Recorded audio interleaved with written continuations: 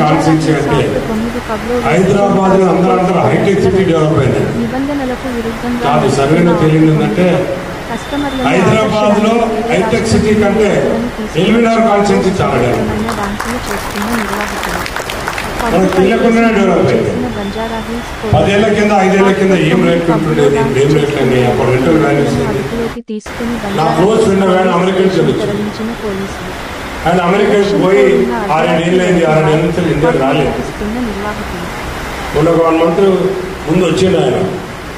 వచ్చినప్పుడు ఇక్కడ అంతా ఎల్బీనగర్ చూసి అసలు ఎల్బీనగర్ ఇంత డెవలప్మెంట్ అయింది, మన హైదరాబాద్ నా మరి ఎల్బీనగర్ మరి వేరే దేశంలో ఉన్నట్టు ఫ్లైఓవర్లే కానీ ఇన్ఫ్రాస్ట్రక్చరే కానీ రోడ్లే కానీ ఖాళీలే కానీ ఇంత డెవలప్మెంట్ అయిందంటే మరి మన సుధీరన్న గారు ఎంత కృషి చేసి హైదరాబాద్ అని చెప్పి గ్రేటర్ హైదరాబాద్ అంటే మీకు తెలుసు ఊడా చైర్మన్ ఇవ్వడం జరిగింది అప్పటికైతే.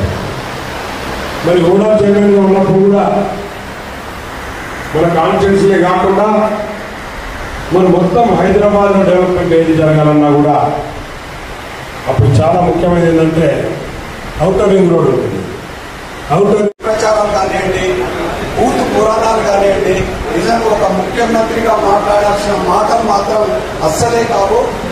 10 సంవత్సరాలుగా మనం అధికారంలో ఉన్నాము. కేసీఆర్ గారి నాయకత్వంలో తెలంగాణను సాధించుకున్న ఘనత, తెలంగాణను సాధించిన వీరుడు మన కేసీఆర్ గారు.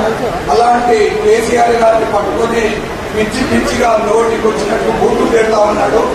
అందులో వాళ్ళు ఈ 5 నెలలుగా వాళ్ళు ఏదైతే వాగ్దానాలు చేశారో ఏ ఒక్కటి కూడా వాగ్దానాలు ఏది కూడా ఇంప్లిమెంట్ చేయలేదు. అంతేకాకుండా మనం రైతు బంధు ఇచ్చాము, ఆ రైతు బంధు వేసిన పాపాన పోలేదు. 10,000 కాదు మేము 15,000 ఇస్తామన్నారు. డిసెంబర్ 9 నాడు 15,000 ఇస్తాము అని చెప్పి ఇచ్చే 10,000 కూడా ఆపిన నీచమైన